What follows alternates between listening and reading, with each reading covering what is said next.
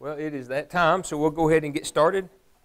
We left off Sunday. We were, I don't know, I think we were around 15, 16 of chapter 2. So we're, I don't know how, if we're blazing or not, as Michael says, but we're chugging right along, so that's okay. It's been a good study for me, for sure. So Mr. Michael's going to start us out with prayer tonight, and then we'll jump right in.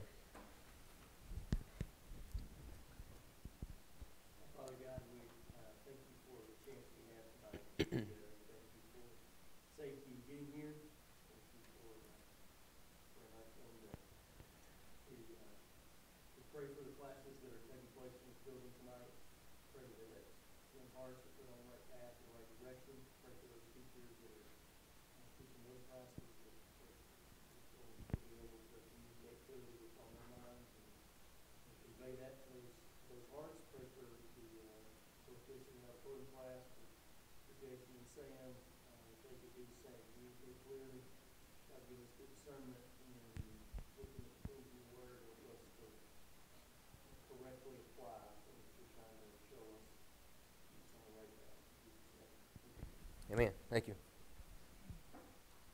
So we left off around verse 15 or 16 last week, so or Sunday. So we'll jump right in there at this point and just keep on going. So James chapter 2, verse 15 says, "If a brother or sister be naked and destitute of daily food, and one of you shall say to them, Depart in peace, be ye warmed and filled, notwithstanding ye give them not those things which are needful to the body, what does it profit? Even so faith, if it hath not works, is dead, being alone."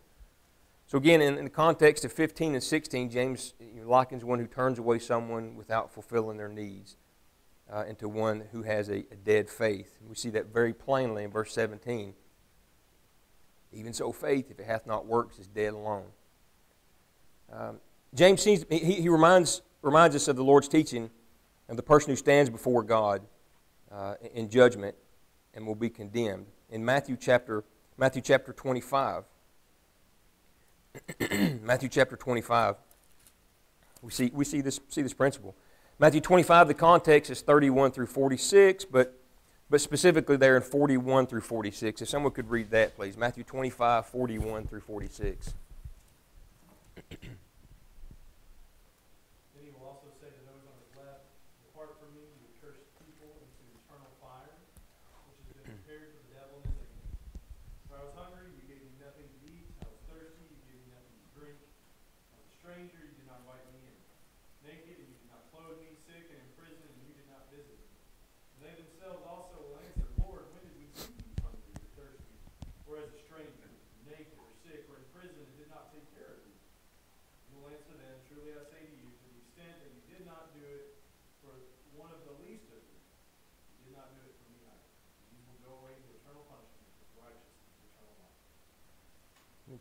To me, that seems pretty straightforward. If we're not willing to help, without doubt, if we see some prominent character, if we're to see Christ walking on earth, we'd knock each other over to go help. I would like to think, but it says, inasmuch as you did it not to one of the least, whomever that is, one of the least, whether it's whomever, those quote unquote least desirables, you didn't do it to him. John writes in 1 John chapter 3, verse 17 and 18. 1 John chapter 3, verse 17 and 18. "But whoso has this world's goods and sees his brother in need and shuts up his bowels of compassion from him, how dwells the love of God in him? My little children, let us not love in word, neither in tongue, but in deed and in truth." See a need, feel a need. Right? To me, that's the point. See a need, feel a need. Does anybody else have anything to add to that? Up to this point in James?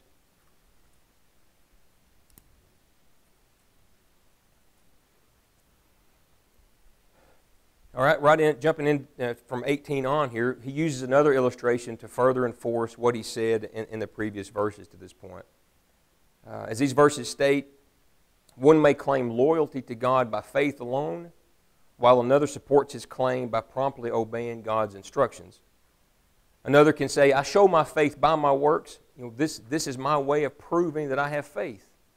So a reasonable question would be, how are you going to prove your faith if there are no fruits?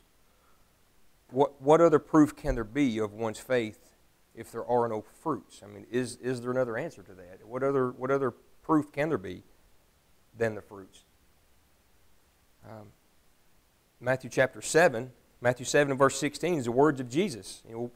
Matthew 7:16, you shall know them by their fruits. Even in John chapter 13. John 13 in verse 34 and 35. Just this principle seems to tie, in my mind, all tie together. John chapter 13, 34 and 35. Christ says, a new commandment I give to you, that you love one another as I have loved you, that you also love one another. By this all men shall know that you are my disciples, if you have love one for another. And it seems that's the key. Love is the thing that prompts one to action. Galatians chapter 6 and verse 10, as you therefore have opportunity, let us do good. Do good unto all men, especially those of the household of faith. Then we have examples of good works that the Christian women are to teach younger women in the realm of the home. And we see in 1 Timothy chapter 5 and verse 10, where we read, well reported of for good works, if she had brought up her children, if she had lodged strangers, if she had washed the saints' feet, if she had relieved the afflicted, if she had diligently followed every good work. And these are just a few of the examples of works or things to do. And this is not just a once and done either. And we see, we have examples of Paul and Peter where they speak of the steadfastness in all of the work of the Lord. Just some passages to write down to look at later along this line. 1 Corinthians 15 and 58. Galatians 5 and 1. Philippians 1 and 27. Bless you. 1 Peter 5 and 9. And 2 Peter 3 and 17.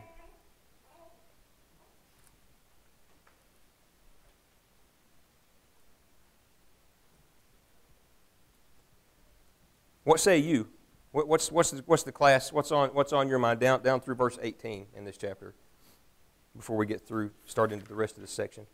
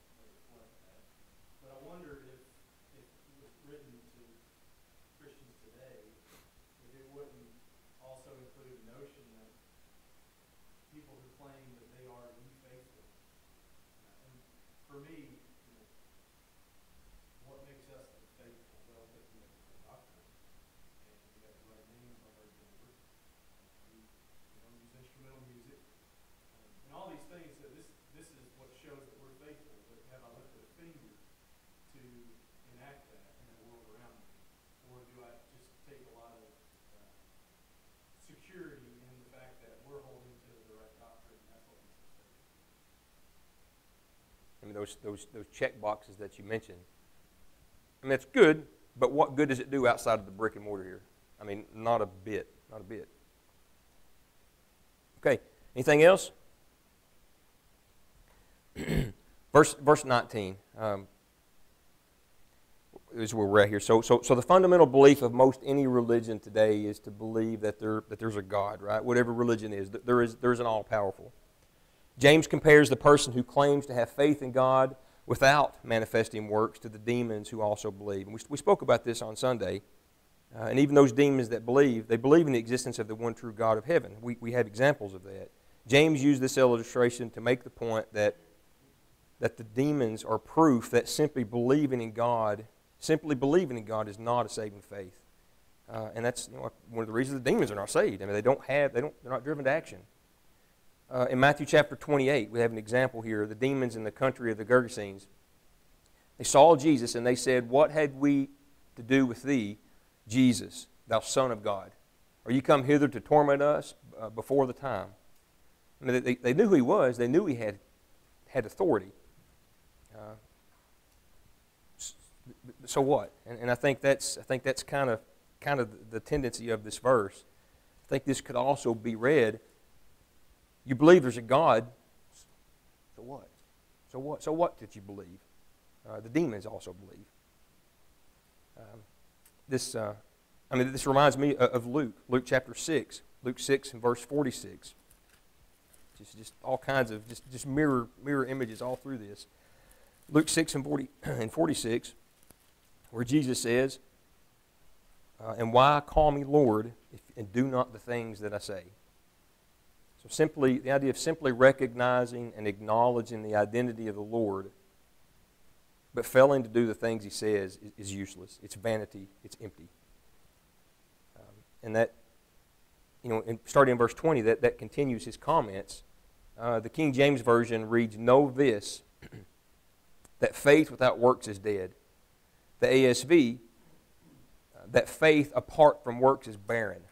I think I kind of like that. The ASV, that helps me a little better. Faith apart from works is barren. The word vain in Greek from kinos literally means empty. I get that. Without works, one's faith is empty.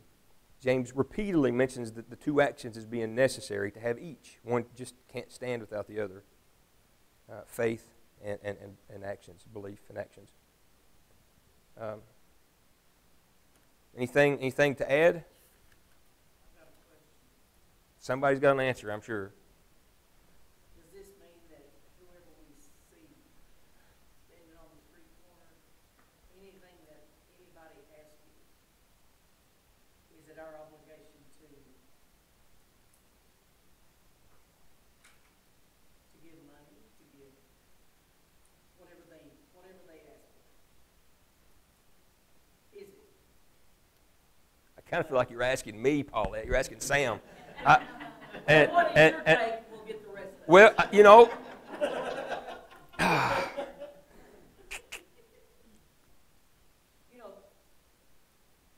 there's, if you truly know, I guess it's a judgment thing.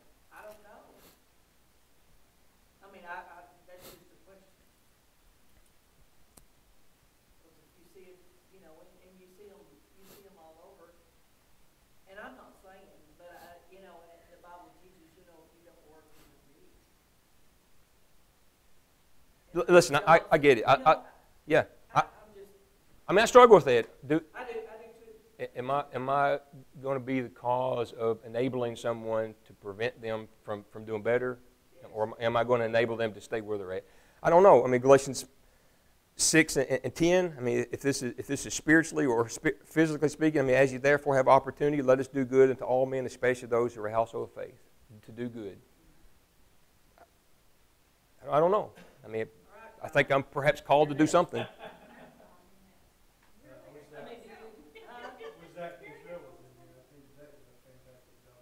Yeah. On Sunday, you made some really good points about not judging the motives. We don't know what that person's going to turn around and do with that. Right.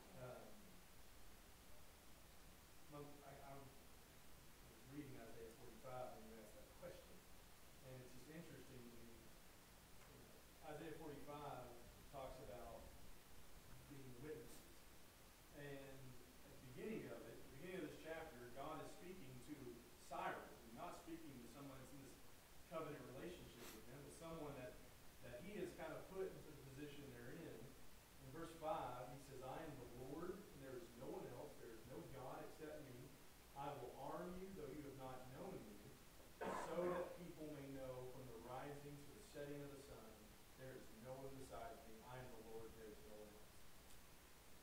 So, to people that aren't even in a relationship with God, he says, I put you in the position, I've given you the power you have, I've done all of this for you so that you would show the world who I am. And, carry that notion over into, I'm not just a person that's been put in the position that I am by God, but I'm in a special covenant relationship with him that no one else in the world, the people apart from Him. They don't share that. They don't have that. And my job, as Paul talks about, is to be an ambassador or a witness to show the world there is nobody like this. I'm not sure of a much better way than meeting people who are in need and saying, this is going to cost me something, and I may not get anything back from it, and you may completely squander it. And if I'm honest, that's exactly what I've done for most of my life with what God gave me to do. But I'm going to try to model His attitude and do the same thing for you, and hope that it leads to you seeing that there is no one like God, from the setting of the sun to the rising of the sun. I do think that there is room for wisdom. There is room for someone who is trying to take advantage, and you just know what they're doing with this, and they're flat out lying. I think there's room for being prudent, but I think as a default, as a general, I'm going to try to do what God did for me, and that was give out of His riches to someone that had the opportunity to turn around and say, I'm just going to squander that and use it for something else. Because I've got a friend that she keeps stuff in her car that if somebody's there, like a bottle of water or a gift card for Wendy's or something like that, she keeps it, and whoever she runs into, that's what she gives them. And of course, these cards would be a bad thing to, to do. Giving money, I think, is,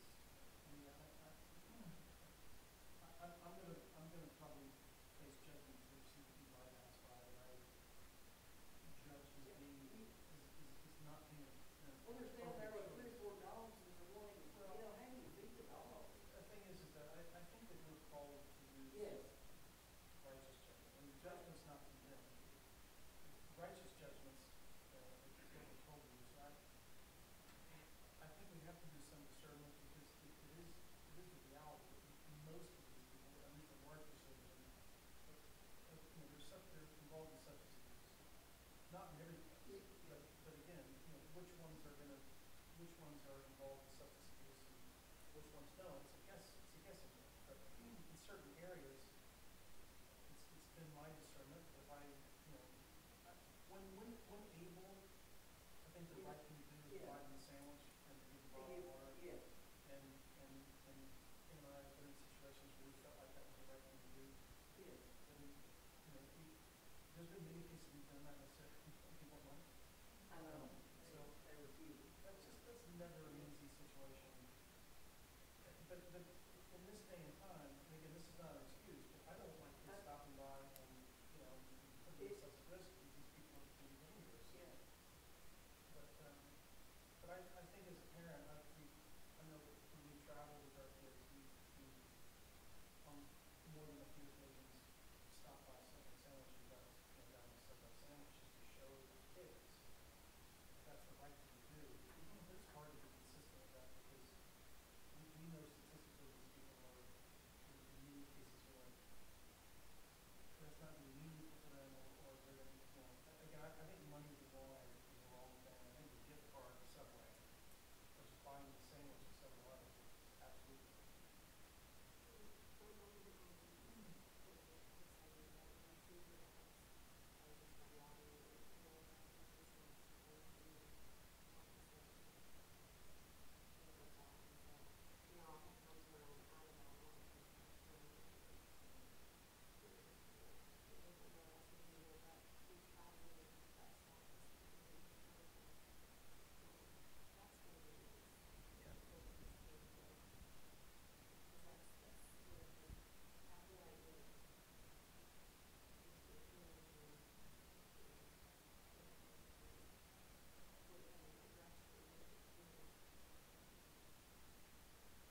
We have an inspired account of a beggar not doing anything to help him physically. Only to be given the word of God. Only to be given that the healing which God offers. And so I hope I don't sound like I'm coming across saying that if you see somebody that needs help and you don't help them, that's just you're out of luck for eternity. But just when I think about what God did for me, and John, I agree with what you were saying, that, just thinking about it statistically, it was not the pretty choice. But he did what he wanted. And so I think just as a default, as a Christian, it would seem that our focus in that situation would be, I want to love them the way that I would hope somebody would love me. And if I knew for certain this person is abusing people's goodwill and going to use that for drugs, if I was in that situation, I would hope somebody would help me, at least try to help me. I think a lot of times what I'm guilty of is I look at that, I make that assumption whether I know it or not, and the way that I help them is I'm just not going to do anything. I'm not sure that's really help. It's an easy way for me to say I'm clean with this stuff. I'm not doing it. I'd just like to add Luke 10 to the mix. In verse 33, the Good Samaritan. But a certain Samaritan, as he journeyed, came where he was. The guy was in the ditch, and he saw him. He had compassion on him. I think that compassion can be shown in different ways.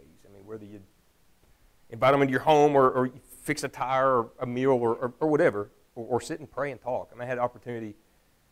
It's really uncomfortable, but it was not just a few weeks ago. Somebody showed up and at work, and some folks felt threatened, and it was odd and uncomfortable situation. I sat and talked with the guy. I learned the guy's name, I learned his history, and we prayed together, and I gave him a bottle of water, and he left. And I don't know what that'll do, but it was nervous. But sometimes people just want to be heard. They're still people.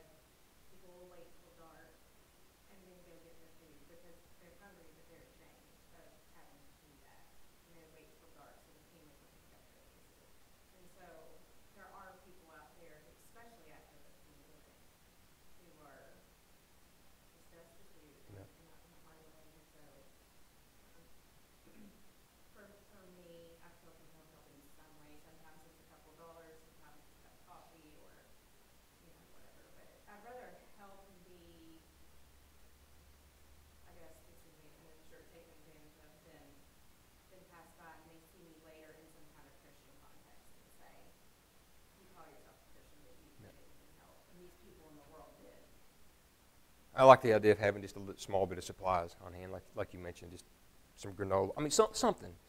It doesn't put me out much. Anyway, good talk. So verse 21, sorry, was there something else?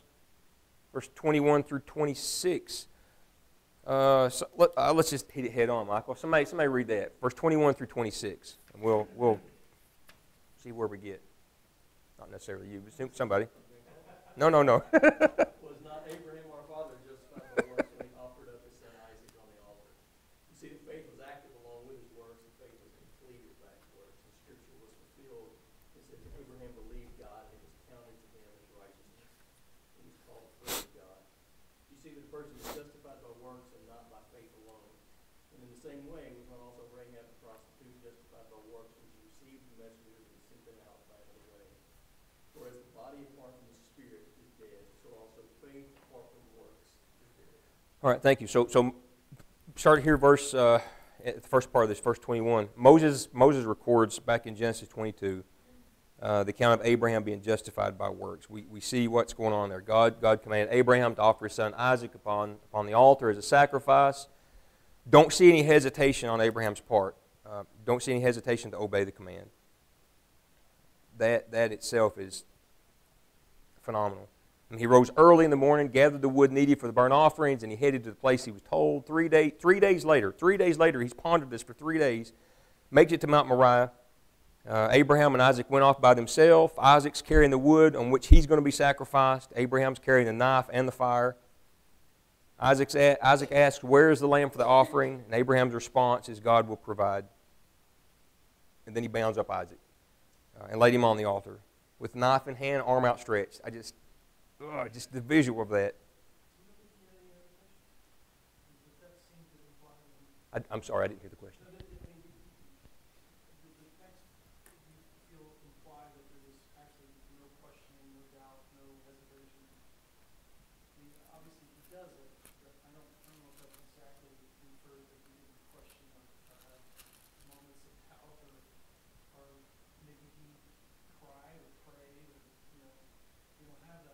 Right.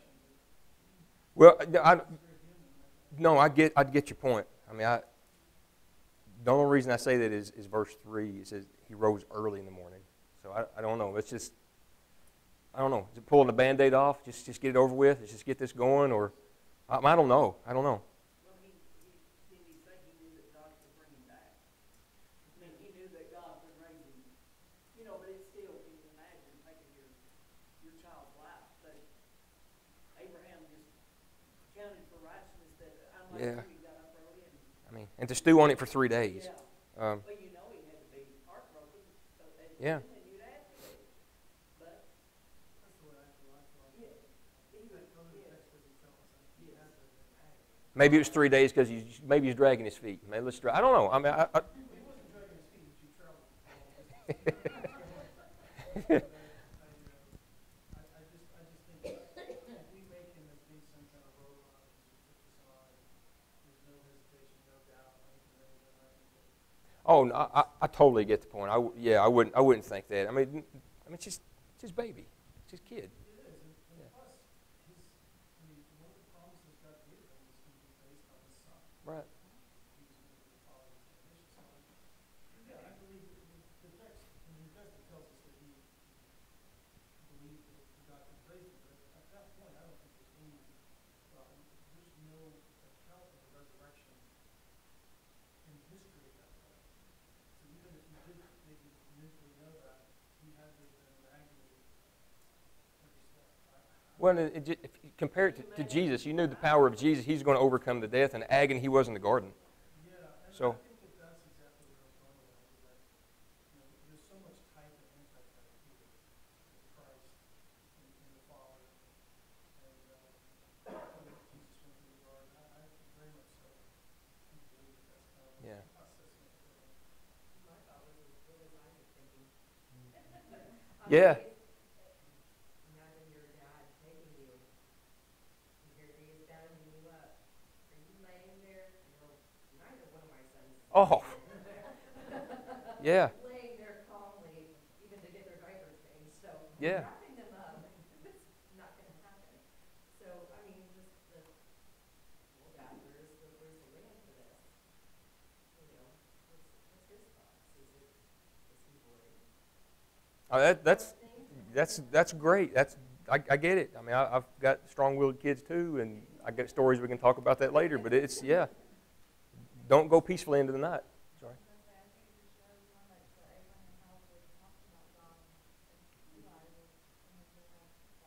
Yeah.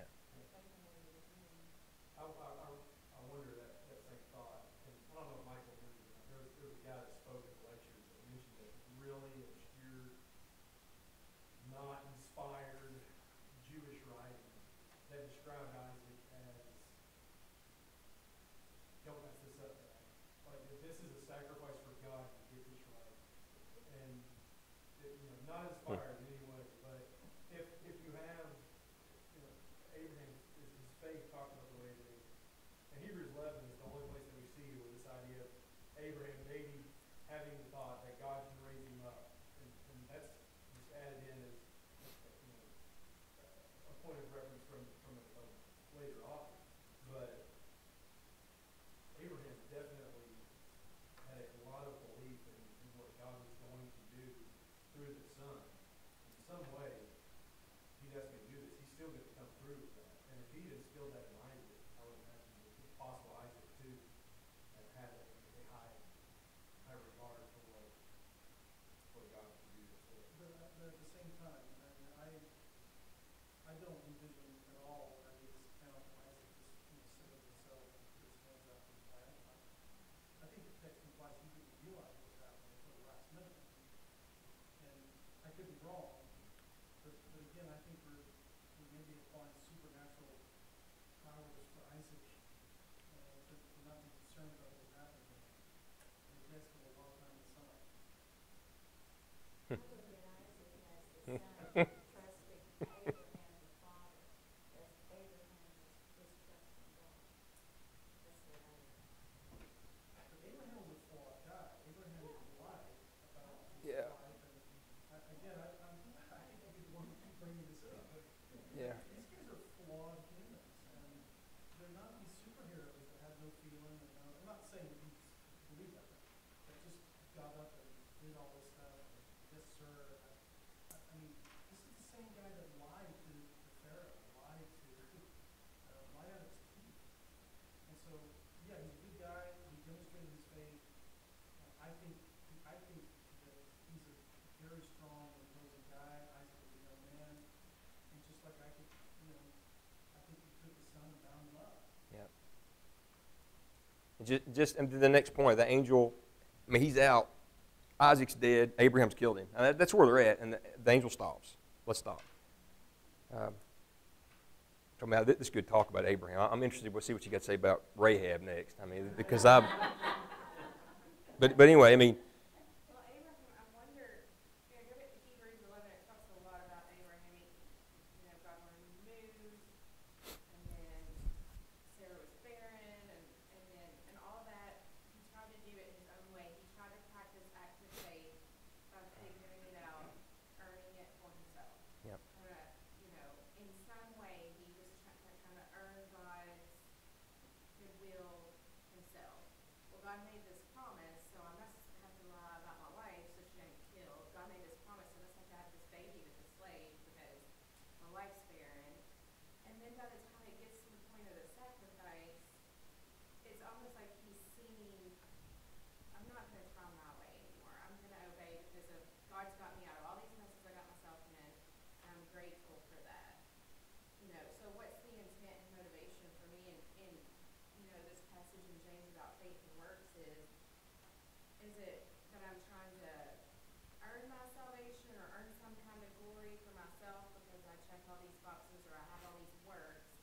Or is it that Christ died for me and because he figured out my sin problem, I'm going to pour everything I have into what you think of like a hero, somebody pulls you out of the ocean, you're going to do whatever you can for that person to the point of like driving them crazy with gratitude.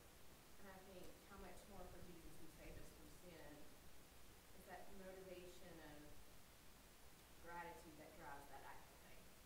I'm not just going to sit back here and be like, "God, thanks for that," I'm Yeah. going to do something. I mean, That's exactly the reason why in commentaries and a lot of church material, you see the works that were exemplified by Abraham and Rahab called works of obedience. That's always been the term that's burned in my mind. And I don't know if that's a church thing or it's more universal down there, but in our literature, these works are differentiated from the works of Moses because they were performed out of obedience to faith. So it wasn't the faith alone, it was accompanied by obedience. To the point that John made about that, I can't imagine it being easy to sacrifice the son. And if James is going to bring him up, especially in context that he just brought it up in, not showing partiality, caring for others. One thing that stands out right away is being the faith sometimes hurts. Sometimes it's painful. Sometimes to serve somebody else, to sacrifice as Christ did, and to bear a cross, it's gonna cost us. I think it seemed like Abraham, his mindset is the same as we read of Daniel. Daniel chapter 1, verse 8, Daniel purposed in his heart. Abraham, his heart was set to obey. I mean, no doubt that would have been, I can't imagine. But James says Abraham was justified by his works because his actions proved out his faith in the Almighty God.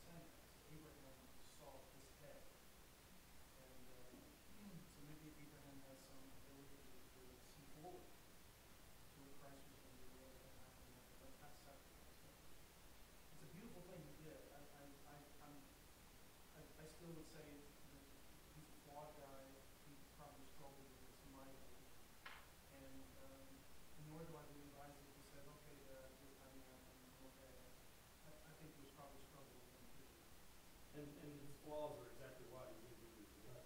Right. We very mistakenly call it the Hall of Fame today. It's big dregs. These guys that just have terrible, terrible qualities, and yet God used them and they faithfully followed him. They're not heroes without him. Well, if Isaac was going to go easily to the altar, why bind him? I mean, he was tied up for a reason, right? So, yeah. All right, anything else? Verse 22, seest thou how faith wrought with works, and by works faith made perfect. So James using Abraham's faithfulness to illustrate being a doer of God's word and to show how, by his works, his faith was made perfect or brought to completion. And we've talked about Genesis 22, but verses 15 through 18, the obedience of Abraham was an act of faith that he exercised upon his son, and we've talked about that. But neither faith alone nor works alone can make one justified. But God, we read over and over, especially here in James here, but God is pleased when faith and works of obedience operate together. And Paul states it really well in Ephesians chapter 2. And for those watching online, referring back to Kyle's lesson on Sunday, I mean, we went over this really, really good. But Ephesians chapter 2,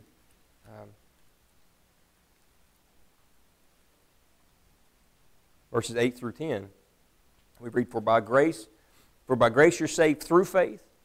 It's not of yourselves, but it's the gift of God. It's not of works, lest any man should boast, for we are his workmanship, created in Christ Jesus for good works, which God hath before ordained that we should walk in them, walk in those good works. So we have, Christians, we have faith, we have belief in God's grace to show mercy on those believers who are involved in good works that are not to our glory, but it's to God's glory. It's to God's glory. In that verse, Ephesians 2:8, is a verse that most of our Baptist friends know by heart.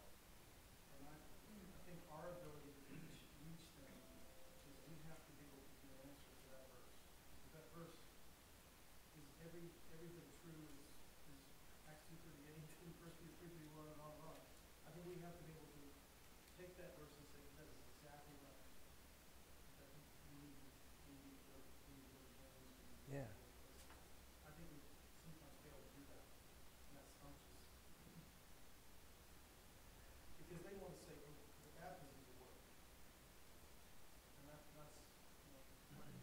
their ace in the hole. Or that's what they think is their ace in the hole. Is that you're not saved by baptism. Baptism is not involved in salvation because it's a work, like in Ephesians chapter 2.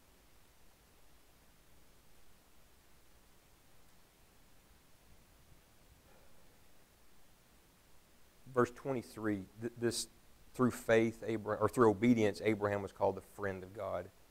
And man, to me, that's a big deal. That's not like an unreachable feat. But we're reassured in John chapter 14, just for my sake, for Sam's sake. John chapter 14 and verse 15, Christ says we can be the same thing. You're my friends if you do whatsoever I command you.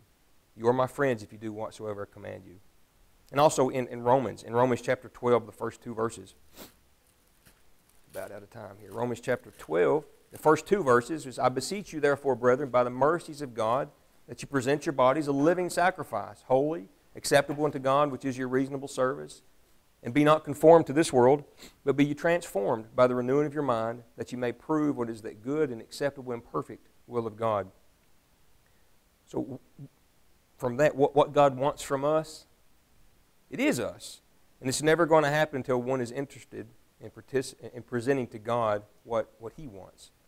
Those Christians, those of us professing to be Christians today, if we want to manifest this type of obedient faith, then we too can be called the friend of God through obedience. Anything else? Go ahead.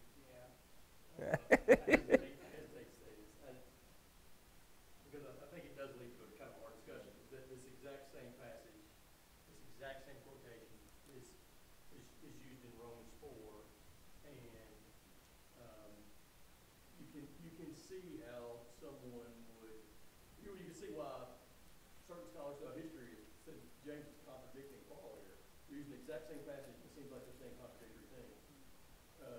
And in Romans 4, Paul uses the exact same Abraham believed God and accounted righteousness to prove that he was not justified by works. That's his point. And so, understanding how both of those things are true and God breathed and holy, I think is our responsibility. And it's not, explaining that is not always simple. That it was counted to him as righteousness, which proved it was not by works, and yet it concluded his faith, which means that he was justified by works.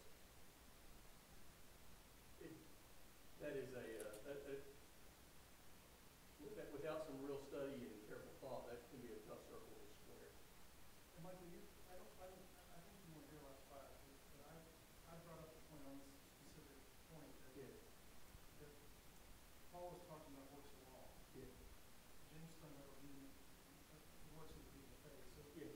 that's the key piece that we have to explain. And furthermore, the reason why I think James uses Abraham and Rahab as examples here is because neither one can live under the law.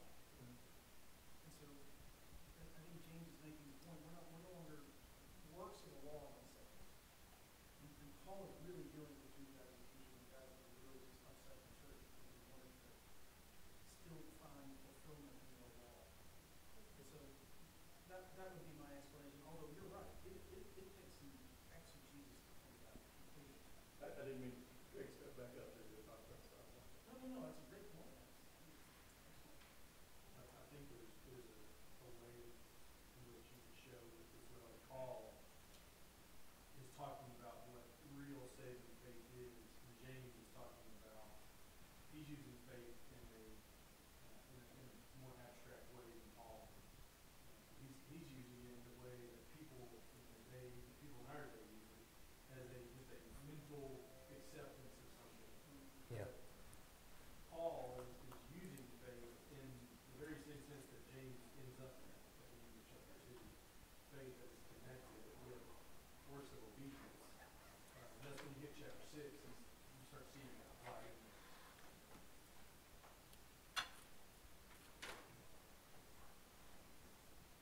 Thank you. That's the second bell. When you get to